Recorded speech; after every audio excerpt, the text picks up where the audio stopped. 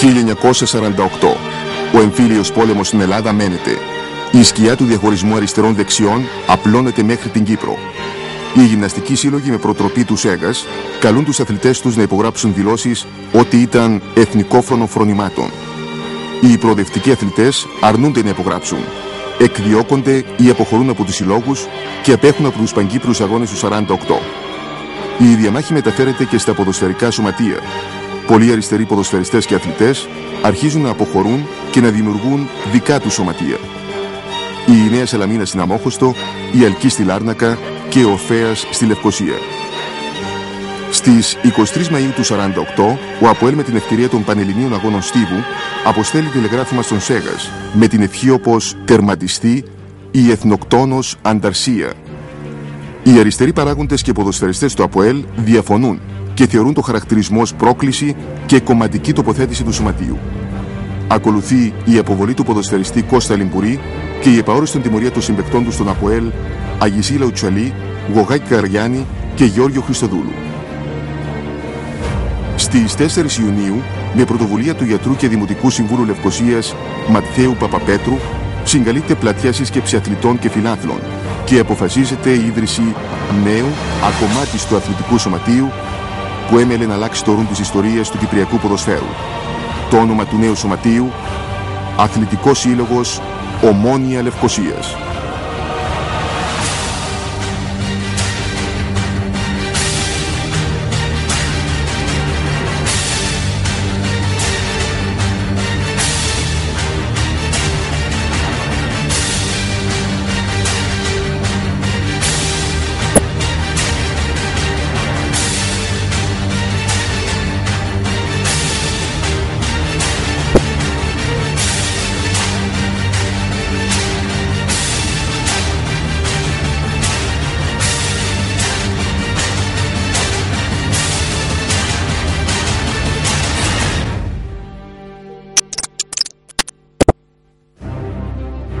Το όνομα Ομόνοια επελέγει για να δείξει την αντίθεση προς τον διχασμό και την διάσπαση. Ως έμβλημα επελέγει το τριφύλι, γιατί έχει το χρώμα πράσινο, το χρώμα της ελπίδας. Βασική σκοπή του νέου σωματείου ήταν η ανάπτυξη του αθλητισμού και η πνευματική ανύψωση των μελών του. Με το ξεκίνημα η Ομόνοια άρχισε την προσπάθεια σύστασης ποδοσφαιρικής ομάδας. Η πρώτη άση ήταν οι Λιμπουρής, Τσαλής, Γογάκης, Καλλιώτης και Καριόλου που εγκατέλειψαν τον ΑΠΟΕΛ, οι Χαμπής και Τικράν που έφυγαν από την ΕΠΑ, οι Χατσάκ, Ροπέρ και Κιλής από τους φίλους της Αρμενίας. Μαζί με αυτούς και πολλοί νέοι παίκτες, όπως η Λιονταρής, Ψήλος, Γιορκάτζης, Γερτσανίκ και οι αρκετοί άλλοι άρχισαν να εντάσσονται στην Ομόνοια. Στον πρώτο της αγώνα τον Οκτώβριο του 1948, η Ομόνοια νίκησε τον Αμόλ Λεμεσού με 5-1. Τον Δεκέμβριο του 1948, τα νέα σωματεία Ομόνοια, Νέα Σαλαμίνα, Αλκή και Ορφέας, μαζί με τα παλαιότερα Αμόλ και Νέο Αστέρα Μόρφου, προχώρησαν στην ίδρυση της Κυπριακής Ερασιτεχνικής Ποδοσφαιρικής Ομοσπονδίας και άρχισαν να διοργανώνουν ξεχωριστά πρωταθλήματα από την ΚΟΠ. Έδρα της Ομόνοιας ήταν το γήπεδο Γκόουλ, το σημερινό κολυμβητήριο Λευκοσίας. Ο κόσμος αγκάλιασε τόσο πολύ τα δικά μας τα πρωταθλήματα, υπήρχε αθλητοπρέπεια, υπήρχε ενθουσιασμός, τα οποία έφεραν τον κόσμο στα γήπεδα. Η ΚΕΠΟ διοργάνωσε 5 πρωταθλήματα και εισάριθμα κύπελα. Η Ομόνοια ήταν η απόλυτη κυρίαρχος. Κατέκτησε 4 πρωταθλήματα και 5 κύπελα. Τα τεχνητά τείχη του διαχωρισμού γκρεμίζονται το 1953. Το κυπριακό ποδόσφαιρο ενοποιείται. Μετά από πολλές προσπάθειες, η ΚΟΠ αποδέχεται στη δύναμή της την Ομόνοια, τη Νέα Σαλαμίνα και τον Ανδέο και τα σωματεία Αλκή και Ορφέα τον επόμενο χρόνο. Η Ομόνοια εντάχθηκε στην πρώτη κατηγορία και τα υπόλοιπα στην δεύτερη. Μια νέα εποχή αρχίζει για την Ομόνοια και το κυπριακό ποδόσφαιρο. Χρόνια προσαρμογής στα πρώτα στις διοργανώσεις της ΚΟΠ. Προπονητής στα δύσκολα χρόνια μετά την ένταξη στην ΚΟΠ ήταν ο Πάμπος Αβραμίδης. Είναι μια περίοδος μεταβατική. Στόχοι η ανανέωση και η αναδιοργάνωση της ομάδας.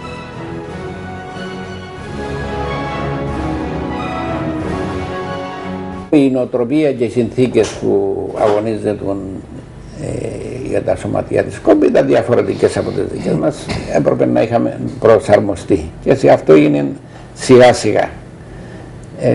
Ώσπου να δημιουργήσουμε τις εφεδρίες μας, τους νέους, τους ποδοσφαιριστές. Η αναδόμηση της ομάδας αρχίζει το 1957.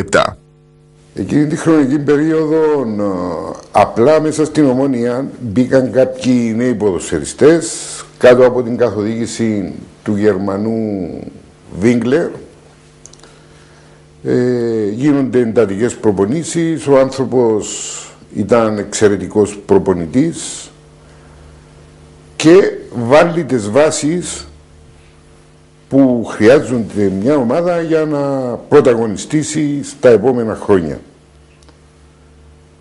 Για να φανταστείς ότι όταν έκαμε προπόνηση έρχονταν όλοι οι προπονητές μες στο γάσιπι, ας θυμόμαι, εκάθονταν πας στην κερκίδα και γράφαν την προπόνηση την οποία έκαμε ο Μακαρίτης, ο Βίγκλερ. Για πρώτη φορά στην ιστορία της, πορεία πρωταθλητισμού η Ομόνοια πραγματοποιεί την περίοδο 59-60 και τερματίζει στην δεύτερη θέση. Τον επόμενο χρόνο κατακτά πανηγυρικά τον τίτλο, πετυχαίνοντας 91 τέρματα.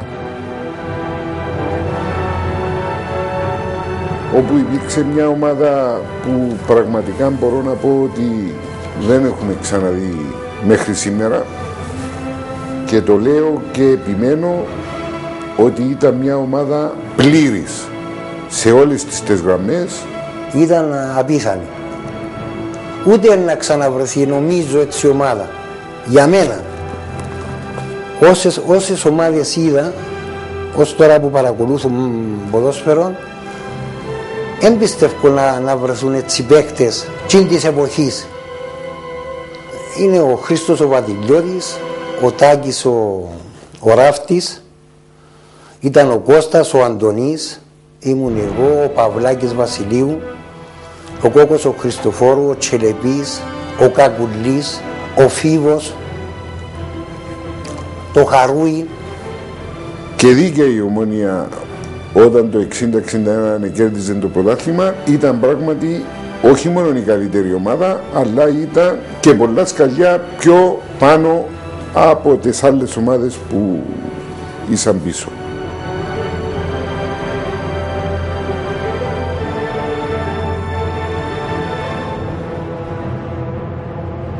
Το 1962 τερματίζει η δεύτερη, ενώ την περίοδο 63-64 το πρωτάθλημα διακόπτεται λόγω των διακοινωτικών ταραχών και ενώ η Ομόνοια προηγείται στη βαθμολογία και ήταν το φαβορί για τον τίτλο. Το 1965 η Ομόνοια πανηγυρίζει την κατάκτηση του πρώτου κυπέλου στην ιστορία της, συντρίβοντας τον Απόλλωνα με 5-1.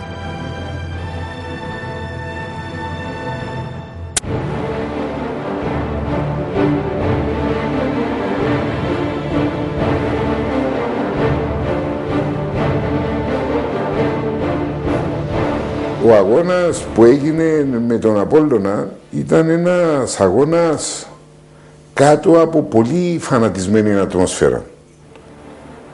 Ήταν ένας αγώνας που επροδίκαζε ότι ήταν να γίνουν πολλά και μέσα στο γήπεδο και έξω από το γήπεδο.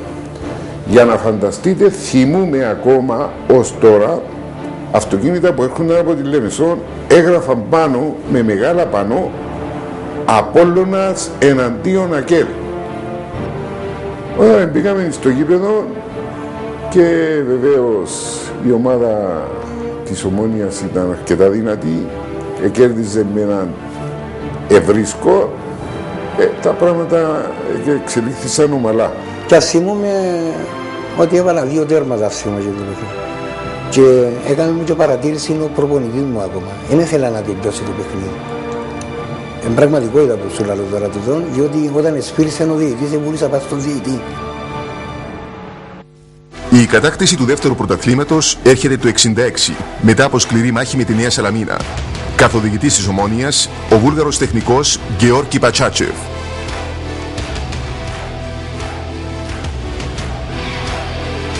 Γενικά όλοι οι ποδοσφαιριστές της Ομόνοιας εκείνης της φουρνιάς που μπήκαν το 59 περίπου 58 ήσαν άριστοι. Γι' αυτόν η Ομόνοια από εκείνη τη δεκαετία είχε βάλει και γερές βάσεις για να προχωρήσει. Ή που τα αριστερά έρχεται η αντίπαλη ομάδα ή που τα δεξιά, στις σέντρες δεν φοβούμουν τίποτα. Έξερα ότι ο Ελευθεριάδης έτσι κόουλεν τρώει, δεν τρώει. Ήταν ο παίκτης που θα χτυπήσει μια πουνιά και μου φέρει και κάτω. Που για μένα ξεκίναν το παιχνίδι, ποιον της Ομόνοιας. Είχαμε τον Κόκο Χριστοφόρου, καλός σεντερφόρ, ο Τσελεπής, ο Κακουλής. Ήταν καλοί κορτσίες τους. Έβαλα και εγώ, έβαλε και ο Πάκος και τα χαφ. Και ο Αντωνάκης, ο Μακαρίδης, μετά ήρθε και ο Αντωνάκης. Ήταν και ο Κάτος, ήρθαν μαζί νομίζω. Ο δρόμος της καθιέρωσης ανάμεσα στις κορυφαίες ομάδες στην δεκαετία του 60 ήταν για την Ομόνοια γεμάτος δυσκολίες και εμπόδια. Εκκυνηγήθηκε. Πράγματι το λέω άφοβα αυτό το πράγμα γιατί το έζησα.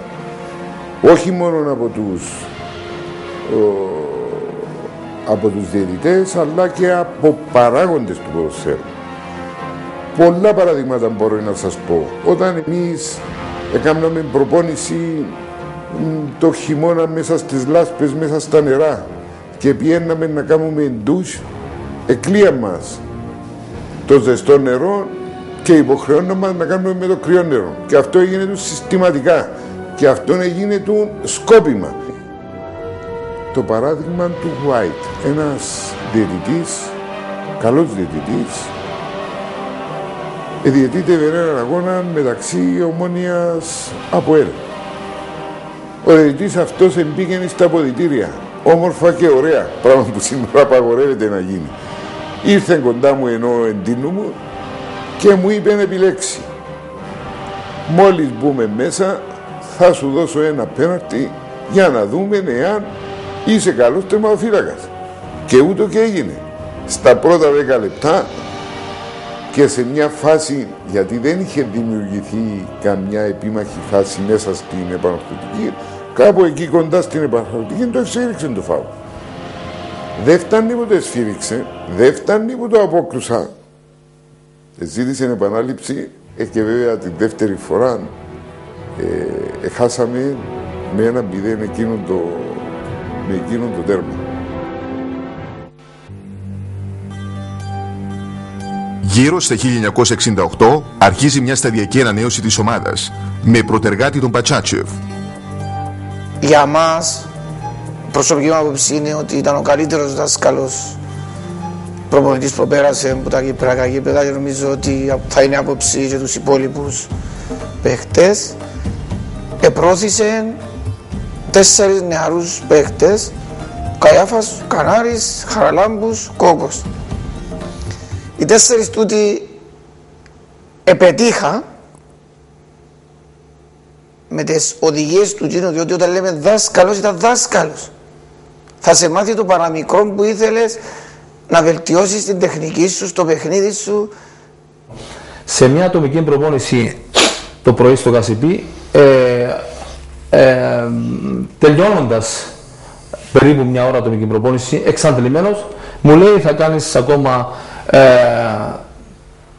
8 στροφές του γηπέδου. Ακολούθησα εγώ τις οδηγίες του, αλλά στα μισά σχεδόν, διότι κάθε φορά ήταν επιταχύνεται η δύναμης. Δεν άντεξε και έμεινα κάτω. Αυτός σιγά σιγά έτσι όπως ήταν με το πρόβλημα το πόδι του, το θυμάμαι λες και τώρα, έρχεται από πάνω και μου λέει τι συμβαίνει, του λέω δεν αντέχω άλλο. Εσύ λέει μου θέλεις να γίνεις μεγάλος παίκτης και να βοηθήσεις την ομάδα σου. Ναι του λέω, μέσω στις δυνάμεις είχα. Τότε ακόμα 8 γυρούς. Αγαπητέ μου Γιώργο, σηκωστικά και τώρα που το λέω μου σηκώνεται τρίχα. Και έκανα ακόμα 8 γυρούς και είπα ναι, θα γίνω μεγάλος παίχτης για τη Μεγάλη Ομόνοια. Αυτός ήταν ο άνθρωπος που έβαλε τις βάσεις και πήρε αυτούς τους παίχτες, Κανάριν, Καϊάφα, μπορώ να θυμηθώ ο Καϊάφας δεν είχε ένα αριστερό. Του έδισε το πόδι, το δεξί να μην σουτάρει και να χτυπά μόνο με αριστερό στον τοίχο, ολόκληρες ώρες, ολόκληρες μέρες.